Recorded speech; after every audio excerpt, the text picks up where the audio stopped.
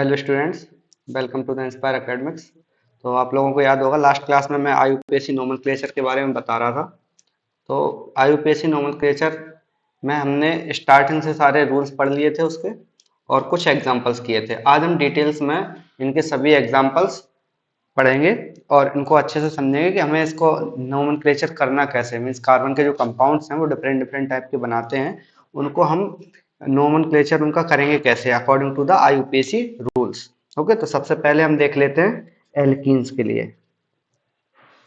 तो एल्कीन्स हमें पता क्या होते हैं, डबल बॉन्ड हो जिसमें प्रेजेंट है ना। तो डबल बॉन्ड के लिए अब एग्जांपल होगा हमारे पास CH2 डबल बॉन्ड CH2। सबसे छोटी एल्कीन से हम स्टार्ट करते हैं, ठीक है। तो अब इसके लिए हमारे पास कोई न्यूमेरिकल प्रीफिक्स नहीं है। न्यूमेरिकल क्यों नहीं है? क्योंकि हम अगर यहाँ से नंबरिंग करें 1 2 या फिर इसको 1 2 दे दें तो कोई फर्क नहीं पड़ेगा उससे, है ना। तो हम बोल सकते हैं क्या कि इसके लिए कोई न्यूमेरिकल प्रीफिक्स नहीं होगा। तो अब हम इसे क्या करेंगे, इसका नोमेनक्लेचर करेंगे। तो हमें पता क्या है, ये दो कार्बन के कंपाउंड्स को हम बुलाते हैं इथेन, है ना। प्लस क्या हो जाएगा, हमारे पास कोई कंपाउंड है तो इसका डबल बॉन्ड है। ये जो डबल बॉन्ड हम बोल रहे हैं तो इसका नाम होता है ईन, है ना। हम लोगों ने पढ़ा हुआ है ऑलरेडी। तो ये हो जाएगा ईन। और हमें ये पता है कि ये वाला जो लास्ट वाला ई आता है वो रिमूव हो जाता है ना। हमने लास्ट में रूल्स पढ़े थे आईयूपीएससी के, उसमें बताया हुआ था कि ई जो लास्ट में आएगा वो रिप्लेस हो जाएगा एज ए फंक्शनल ग्रुप जो भी आएगा उसका। तो हम इसे बुलाएंगे क्या, इथीन। ओके, नहीं तो ऐसे लिखने लगो ई डबल, ये डबल ई हो जाए, है ना, ETH EE NE, ऐसा नहीं, ये गलत हो जाएगा। ये वाला नोमेनक्लेचर हम इसका रखेंगे। ओके, तो अभी नेक्स्ट हम देखते हैं क्या है हमारे पास। अभी हमने सेकंड दो दो के लिए हमने कर लिया, दो कार्बन के लिए। अब हम करते हैं तीन कार्बन की जो चेन है हमारे पास, उसमें एक डबल बॉन्ड है। तो उसके लिए हम देखते हैं क्या होगा। तो हमें पता है तीन कार्बन के लिए क्या बोलाते हैं हम, प्रोपेन, है ना। प्रोपेन के साथ में कौन सा जुड़ा हुआ है, इन कंपाउंड। तो ये हो जाएगा प्रोपीन, है ना, प्रोपीन हो जाएगा। अब इसके बाद अगर हम देखें तो क्या होगा, फोर कार्बन वाली चेन आएगी, CH3 CH2 CH double bond CH2। तो अब हम इसमें क्या करेंगे, नंबरिंग स्टार्ट करेंगे, यानी कि जो होगा न्यूमेरिकल प्रीफिक्स हम जैसे बोलेंगे। तो उसमें क्या करना स्टार्ट करेंगे हम, नंबरिंग। क्यों, अब हम स्टार्ट करेंगे यहाँ से 1 2 3 4। आईयूपीएसी के नोमेनक्लेचर में हमने पढ़ा था कि सबसे छोटा नंबर फंक्शनल ग्रुप को हम देते हैं। तो यहाँ पे डबल बॉन्ड फंक्शनल ग्रुप है, तो फंक्शनल ग्रुप को हम क्या दे रहे हैं, 1 नंबर कार्बन पे अटैच करवा रहे हैं। अगर हम यहां से करें 1 2 3 एंड 4 तो ये होगा हमारा नीचे वाला गलत। 1 2 3 4 इस साइड से नहीं करना है हमें, राइट टू लेफ्ट। जैसा कि जहां पे डबल बॉन्ड प्रेजेंट है, जैसे इसमें यहाँ पे प्रेजेंट है डबल बॉन्ड, तो हमें इसकी साइड से ही नंबरिंग करवानी है। अब हम इसका नाम लिख लेते हैं, क्या होगा। तो जब हमारे पास 1 पोजीशन पे प्रेजेंट है तो हम क्या बोलेंगे, 1 प्लस ब्यूटेन। हमें पता है क्या होता है, चार कार्बन की जो चार कार्बन का जो मेंबर वाले रिंग होती है उसे, सॉरी, चार कार्बन वाला कंपाउंड होता है उसे क्या बुलाते हैं, ब्यूटेन ना। अब इसके बाद इन। तो अब ये बेसिकली हो क्या जाएगा, 1 ब्यूटीन। और दूसरा नाम एक और होता है ब्यूट 1 इन। इसे ऐसे भी हम बुला सकते हैं, ब्यूट 1 इन। अब इसके बाद हम एक और एग्जांपल देख लेते हैं। अगर हम इसी को क्या करें, ये बीच में लगा दिया हमने अब डबल बॉन्ड, तब हम कहां से करेंगे नंबरिंग। अब हम कहीं से भी कर लें, चाहे लेफ्ट टू राइट कर लें और चाहे राइट टू लेफ्ट कर लें, एक ही बात होगी। अब क्योंकि दोनों तरफ से equal numbers of carbon included है, तो यहाँ पे हो गया हमारे पास। लेकिन सबसे छोटा नंबर क्या होगा, दो, यानी कि 2 नंबर्स को हम ये कार्बन को कंसीडर करेंगे, यानी कि न्यूमेरिकल प्रीफिक्स हो गया हमारे पास 2। तो अब इसके लिए हम 2 प्लस ब्यूटेन प्लस इन, है ना। तो ये क्या हो जाएगा हमारे पास, 2 ब्यूटीन। 2 ब्यूटीन हम बोल सकते हैं। और दूसरी चीज हम क्या बोला सकते हैं, ब्यूट 2 इन। ठीक है, ये हो गया हमारे पास कुछ एग्जांपल्स जो हम बोल सकते हैं एल्कीन के लिए है। अब इसके बाद हम एल्काइन के लिए अगर करें तो एल्काइन के लिए भी हमारे पास सेम होंगे ऐसे एल्काइन। तो एल्काइन के लिए क्या होगा, ये ले लेते हैं सबसे छोटा जो एल्काइन ग्रुप होगा, है ना। तो इथेन प्लस इसमें हम आइन ऐड करेंगे तो हो जाएगा इथाइन, इथाइन ना। ऐसे हम दूसरा देखें तो CH3 C ट्रिपल बॉन्ड, ये CH, तो इसका नाम हो जाएगा हमारे पास प्रोप, यानी ये हम बुलाते हैं प्रोपेन। प्लस अगर हम देखें तो ये हो जाएगा आइन, तो इसका नाम हो जाएगा प्रोपाइन ना। अगर हम और आगे देखते हैं CH3 CH2 C triple bond CH, तो ये क्या हो जाएगा हमारे पास, ये फर्स्ट पोजीशन पे प्रेजेंट है तो सेम रूल्स लगा रहे हैं ना। यहां तक समझ में आ रहा होगा आपको क्या कर रहा हूं मैं, प्लस आइन, तो ये हो जाएगा 1 ब्यूटाइन। अब इसके बाद हम इसको नाम दे सकते हैं ब्यूट 1 आइन। ओके, तो वैसे ही हम लोग इसके और भी एग्जांपल्स ले सकते हैं, जैसे बड़े बड़े चेन का हमें लेने हो एग्जांपल्स, जैसे लॉन्ग चेन है हमारे पास, सपोज करो कि हमारे पास ये 1 2 3 4 5 और छह कार्बन की चेन है, और जिसमें कि हमारे पास यहाँ पे एक ट्रिपल बॉन्ड दिया हुआ है। तो अगर यहाँ पे एक ट्रिपल बॉन्ड दिया है तो हम बोल सकते हैं यहाँ पे मैं हाइड्रोजन से यहाँ पे दिखा नहीं रहा हूँ, बस लगे हुए हैं, ये आप कंसीडर करके चलना। तो यहाँ पे हम नंबरिंग करेंगे स्टार्ट इस साइड से 1 2 3 4 5 6। तो ये क्या हो जाएगा हमारे पास, हम बोल सकते हैं 2 हेक्सेन, यानी 2 प्लस हेक्सेन, और ये आइन यानी कि 2 हेक्साइन। और अच्छे से अगर हम नोमेनक्लेचर करें तो हेक्स 2 आइन, ये हो जाएगा ना। ऐसे हम कर सकते हैं इसके नोमेनक्लेचर्स। अब इसके बाद देखते हैं कुछ हेलो एल्केन्स के नेम्स, या फिर हम बोल सकते हैं जिसमें ऐसे एल्केन्स जिनमें कि हेलोजन प्रेजेंट हो ना। हेलोजेंस, हेलोजेंस का ग्रुप हमें पता है कौन सा होता है, फ्लोरीन, क्लोरीन, ब्रोमीन, आयोडीन, एस्टिडीन, ये वाला हेलो एल्केन्स। तो सबसे छोटा हमारे पास होता है एक ये, तो इसके लिए हम बोल सकते हैं, इसे हम बुलाते हैं मीथेन, मीथेन। बट मीथेन बुलाने के साथ साथ हम बोल सकते हैं इसमें क्या होगा कि इसको बुलाते हैं मिथाइल। अगर क्यों बुला रहे हैं, क्योंकि इसमें एक हाइड्रोजन कम है, तो मिथाइल बुलाते हैं बेसिकली। अब हम इसको हम देखते हैं कि ये जो ग्रुप लगा हुआ है Cl, तो ये इसका नाम क्या है, क्लोरीन, या फिर हम इसको हम क्या बोल सकते हैं, क्लोरो प्लस मीथेन। तो ऐसे हो जाएगा ये टोटल क्लोरो मीथेन।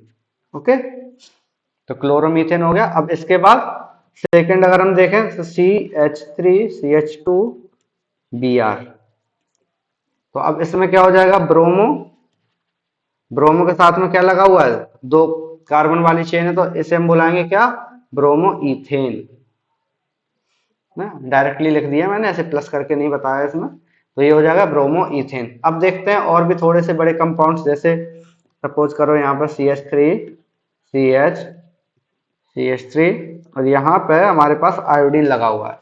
तब क्या होगा, इसका नाम हम बुलाएंगे इसको, ये तो हम बोल सकते हैं 1 2 और 3, ऐसे हम इसको नंबरिंग करेंगे तो 1 2 3 हो जाएगा। तो ये हमारे पास सेकंड पोजीशन पे आयोडीन प्रेजेंट है ना। तो आयोडीन के लिए हम क्या बुलाएंगे, 2 आयोडो और प्रोपेन।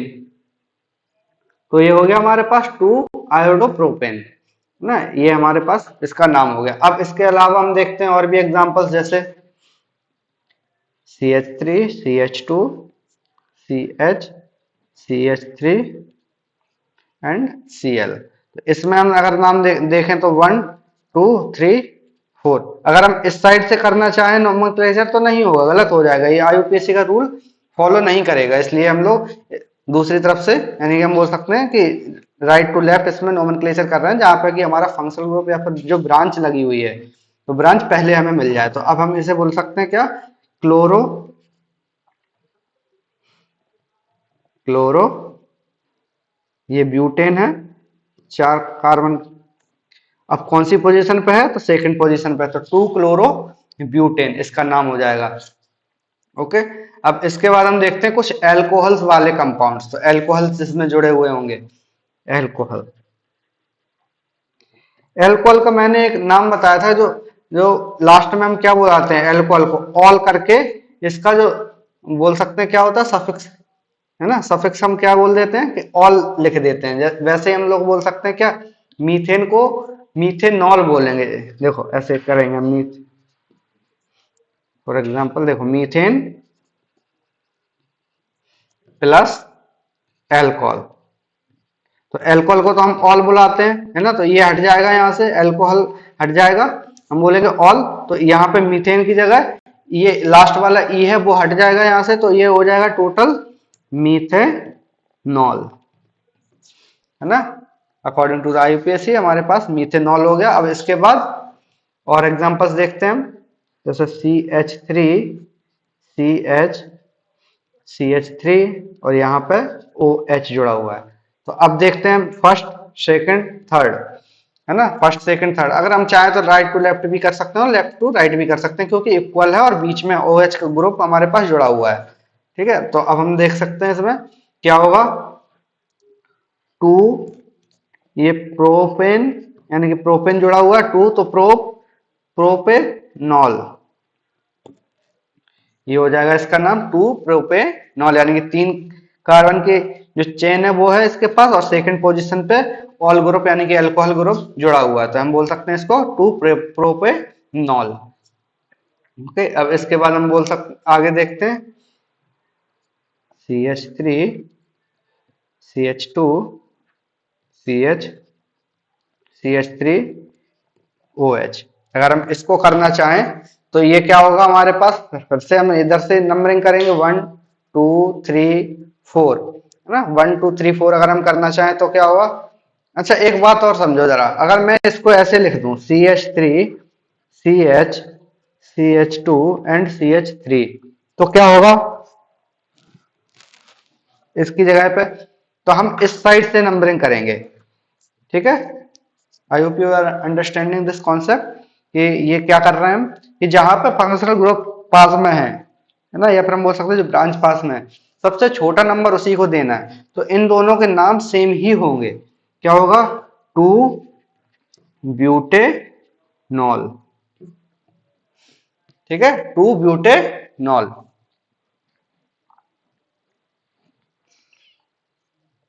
अब इसके बाद हम और भी एग्जांपल्स देख लेते हैं, जैसे एल्डिहाइड के एग्जांपल्स हैं, एल्डिहाइड्स, तो एल्डिहाइड्स के जैसे हम क्या लिखते हैं, HC,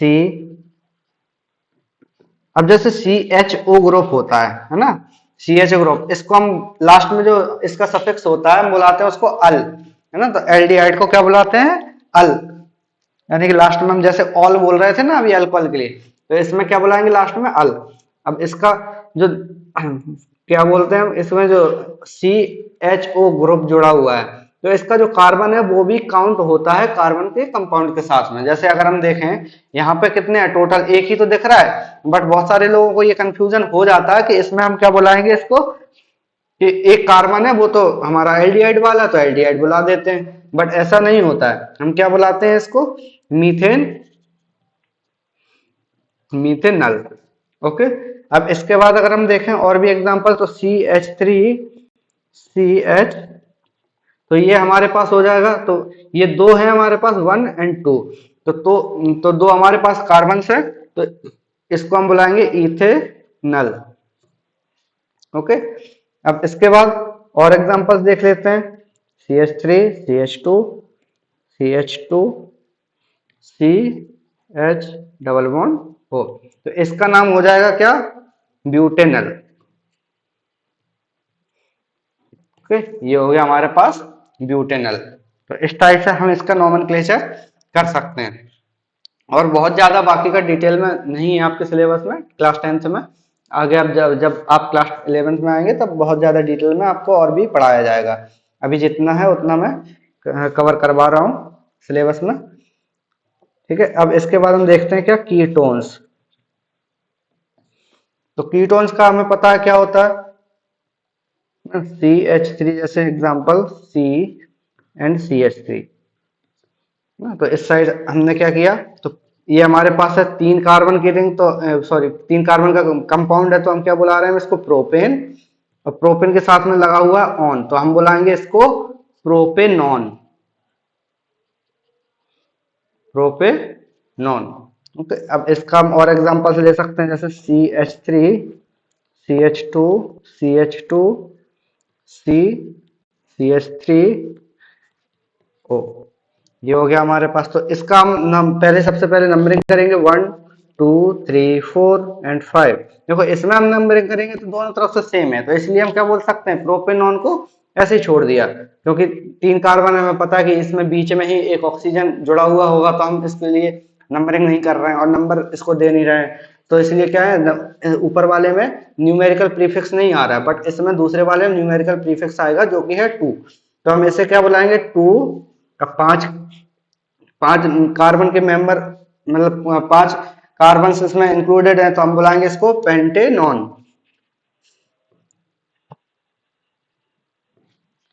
pentanone.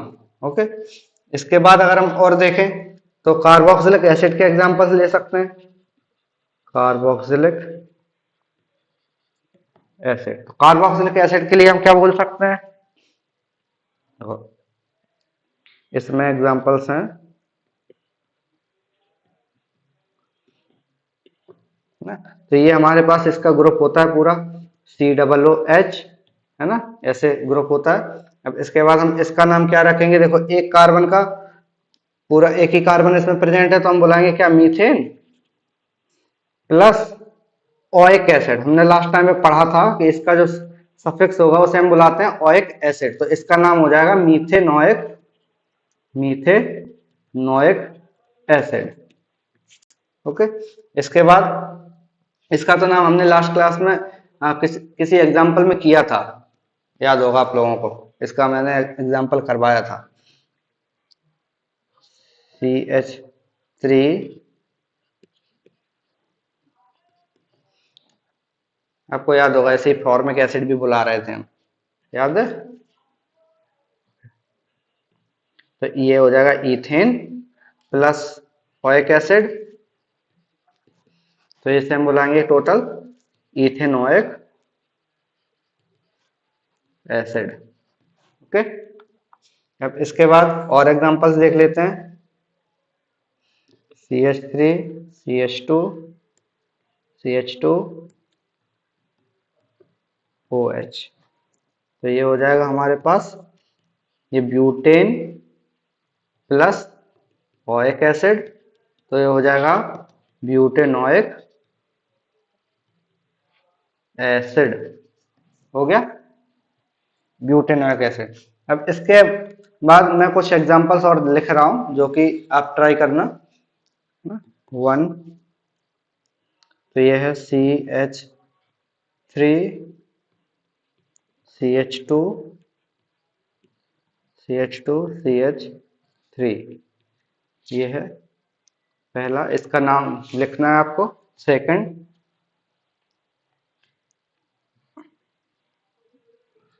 CH3 CH2 CH2 CH2 CH2 CH double bond, इन दोनों का नाम लिखना है आपको प्रैक्टिस के लिए। ओके, कमेंट सेक्शन में इसका आंसर लिख देना, बाकी का मैं रिप्लाई कर दूंगा इसमें, ठीक है। ओके, तो अब हम इसके बाद कुछ और पढ़ते हैं, मतलब ये हो गया हमारे पास IUPAC नोमेनक्लेचर सारे कंप्लीट। अब इसके बाद जो कार्बन है, जितने भी कंपाउंड्स होते हैं कार्बन के, वो कंपाउंड्स डिफरेंट डिफरेंट टाइप की रिएक्शंस तो करते ही हैं, हमें पता है। तो केमिकल प्रॉपर्टीज हम लोग पढ़ेंगे इसके, किसके लिए, कार्बन के लिए। तो यहाँ पर हम लिख लेते हैं chemical properties of carbon compounds, chemical properties of carbon compound. तो हमें पता है क्या होते हैं कार्बन, जैसे नेचुरली अगर हम देखें तो ये CNG में, या फिर हम देखें लिक्विफाइड जो पेट्रोलियम गैस होता है, या फिर हम बोल सकते हैं LPG जो हम यूज करते हैं, है ना, केरोसिन यूज करते हैं, बहुत सारी जगहों पे हम लोग इसका यूज करते हैं एज अ फ्यूल। तो हम पहला तो यही ले सकते हैं कि ये कंबस्शन में यूज होता है। इसमें कंबस्शन और दूसरा बोल सकते हैं हम क्या, और बर्निंग। तो बर्निंग में जब यूज होगा तो क्या बुलाएंगे हम इसको, ये इस टाइप से है बर्निंग। तो हम क्या बुलाएंगे इसको, ये कंबस्टन या फिर बर्निंग में यूज होता है। तो इसकी जो रिएक्शन होगी, कार्बन ऑक्सीजन के साथ में रिएक्ट करके CO2 plus heat plus light, ये रिएक्शन इसमें होती है। यानी कि जब भी कंबस्शन होगा कार्बन का ऑक्सीजन के प्रेजेंस में, वैसे तो ऑक्सीजन के प्रेजेंस में ही कंबस्शन होता है, सभी कोई सा भी मेटल हो या फिर कुछ भी एलिमेंट हो, तो उसके लिए हम बोल सकते हैं इसमें क्या होगा, कार्बन जब रिएक्ट करेगा तो CO2 प्रोड्यूस करेगा प्लस हीट और प्लस लाइट जनरेट करेगा ये। अब दूसरी रिएक्शन हम देख सकते हैं CH4 के रेफरेंस में, यानी कि मीथेन के रेफरेंस में। जैसे हम लोगों ने बायोगैस का नाम सुना होगा, तो बायोगैस के लिए क्या होता है, उसमें मीथेन ही प्रेजेंट होता है। तो जब मीथेन प्रेजेंट है उसमें, तो हम बोल सकते हैं कि मीथेन के साथ में जब ऑक्सीजन रिएक्ट करेगी तब भी कार्बन डाइऑक्साइड बनेगा, बट इसके साथ साथ वाटर के कुछ मॉलिक्यूल्स निकलेंगे, प्लस हम बोल सकते हैं हीट एंड लाइट, यानी कि हाईली एक्सोथर्मिक रिएक्शन ये होती है। तो जब हाईली एक्सोथर्मिक है, क्योंकि हमें पता है कि कंबशन करवा रहे हैं तो हीट तो निकलनी है, यानी कि एक्सोथर्मिक रिएक्शन तो होगी जब हीट निकलवानी है हमें। तो अगर एंडोथर्मिक रिएक्शन होती है तो हमें क्या करना पड़ता है, हीट को और देना ही पड़ता है, यानी कि एनर्जी को देना पड़ता है। तो इसलिए हम बोल रहे हैं इसमें हीट को रिलीज करवा रहे हैं, यानी कि ये कैसी रिएक्शन हो गई, एक्सोथर्मिक रिएक्शन। ओके, तो एक्सोथर्मिक रिएक्शन हो गई। अब इसके बाद हम बोल सकते हैं अनसैचुरेटेड हाइड्रोकार्बन्स।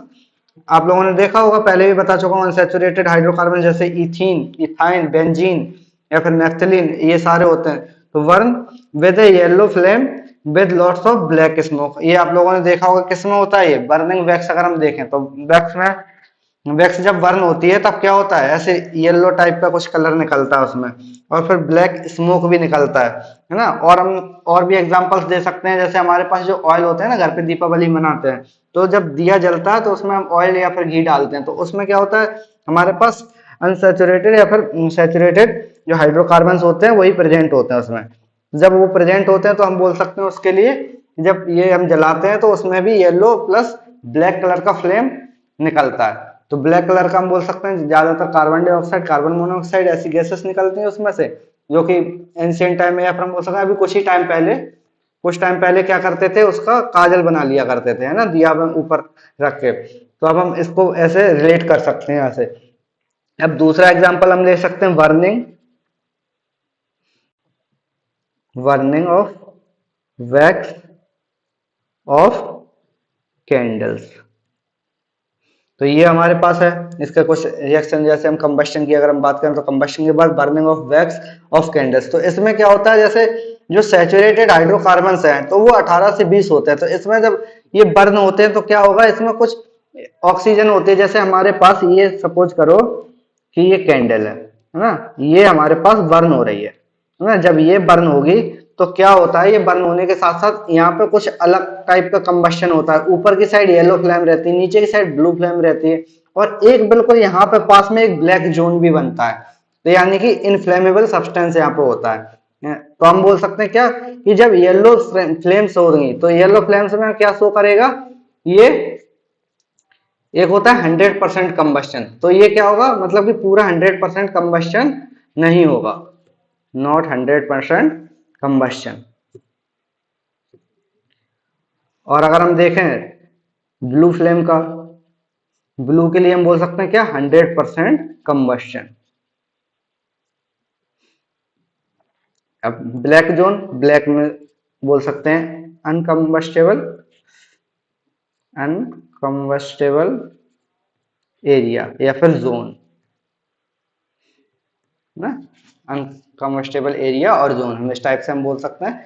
अब बर्निंग वैक्स के लिए हम ये सारी चीजें, ये क्वेश्चन आ चुका है एग्जाम्स में, तो ये इंपॉर्टेंट है थोड़ा सा कि कौन सा जोन किसके लिए रेफरेंस करता है। यानी येलो जोन करेगा नॉट 100%, यानी कि कुछ परसेंट से कम होगा कंबस्शन। अब अगर हम ब्लू की बात करें तो ब्लू में 100% कंबस्शन होगा, और ब्लैक जोन क्या रिप्रेजेंट करेगा, अनकम्बस्टेबल एरिया फिर अनकम्बस्टेबल जोन।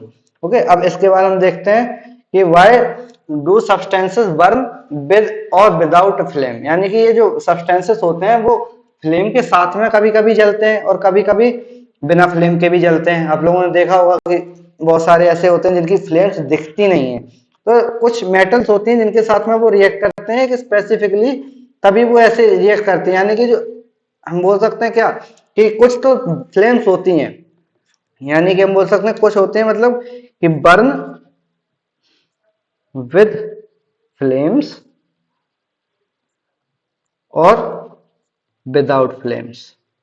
तो ये भी होता है हमारे पास विदाउट फ्लेम्स। तो ये स्पेसिफिकली अलग अलग टाइप की फ्लेम्स होते हैं। जैसे कॉपर होता है तो कॉपर के साथ में रिएक्ट करवाएंगे तो अलग टाइप का फ्लेम जनरेट होगा, और अगर हम Fe के साथ में यानी कि आयरन के साथ में अगर बर्न कराएंगे तो फिर अलग टाइप का फ्लेम होता है। तो वैसे हम बोल सकते हैं क्या कि जो फ्लेम होती है कभी कभी दिखाई भी नहीं देती है, तो इसके लिए हम बोल सकते हैं अनकम जो फ्लेम्स के बिना भी आग लगती है और फ्लेम्स के साथ में भी आग लगती है, बट जो फ्लेम्स के बिना आग लगती है वो बहुत ही रेयर होती है ना, बट वो ज्यादा डेंजर होती है क्योंकि दिखती नहीं है कि आग कितनी फैली हुई है, उसमें क्या यूज हम कर सकते हैं, तो इसके लिए वो ज्यादा डेंजर हो जाती है। वैसे हम बोल सकते हैं जो फ्लेम होती है जो दिखती है उसका हमें स्पेसिफिकली पता होता है, कलर के अकॉर्डिंगली हम उसको समझ सकते हैं कि इसमें आग किसके रिगार्डिंग लगी होगी, है ना। अब इसके बाद कंबस्शन ऑफ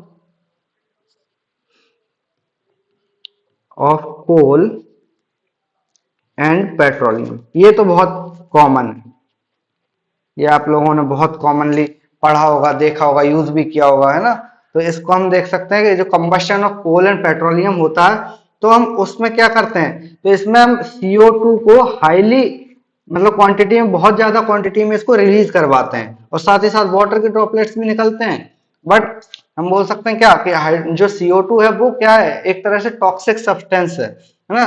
तो हम बोल सकते हैं जो कंबशन होता है उससे एनर्जी तो प्रोड्यूस हो जाती है, कोल से और पेट्रोलियम से एनर्जी तो प्रोड्यूस हो जाती है, बट एनवायरनमेंट को थोड़ा सा, या फिर बोल सकते हैं कुछ ज्यादा ही हार्मफुल होते हैं एनवायरनमेंट के लिए। ओके, अब हम इससे और भी देख सकते हैं, तो हार्मफुल इफेक्ट्स समझते हैं क्या हो गए इसके, हार्मफुल इफेक्ट्स। ओके, तो हार्मफुल इफेक्ट्स में सबसे पहले क्या, coal and petroleum also contain some amounts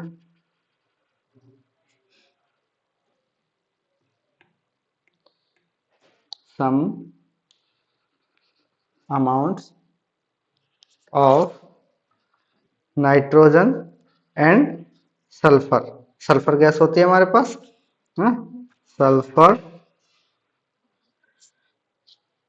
okay, अब इसके बाद हम बोल सकते हैं तो इसकी वजह से क्या होगा, तो कार्बन डाइऑक्साइड या फिर हम बोल सकते हैं नाइट्रोजन ऑक्साइड, नाइट्रोजन ऑक्साइड ये गैस रिलीज होती है। सेकंड हम बोल सकते हैं नाइट्रिक ऑक्साइड, नाइट्रिक ऑक्साइड ये भी गैस रिलीज होती है। और हम देख सकते हैं सल्फर के जो सल्फर डाइऑक्साइड होती है ना, सल्फर डाइऑक्साइड, तो ये भी रिलीज होती है। तो ये सारे जो बोल सकते हैं हार्मफुल इफेक्ट्स देते हैं। हार्मफुल इफेक्ट्स मतलब कि जो एनवायरनमेंट के लिए हानि पहुंचाए, हार्मफुल इफेक्ट्स होते हैं, है ना। तो इसके अलावा सल्फर ट्राइऑक्साइड भी होता है, सल्फर ट्राइऑक्साइड ये भी रिलीज होती है, यानी कि एक ये होगा नाइट्रोजन के लिए और ये होगा सल्फर के लिए, ये इसमें प्रेजेंट होते हैं। तो ये ज्यादा टॉक्सिक है, कार्बन डाइऑक्साइड से भी ज्यादा टॉक्सिक है, ठीक है। तो इसलिए हम बोल सकते हैं जो हार्मफुल इफेक्ट्स होंगे कोल एंड पेट्रोलियम को कंबशन करवाने के लिए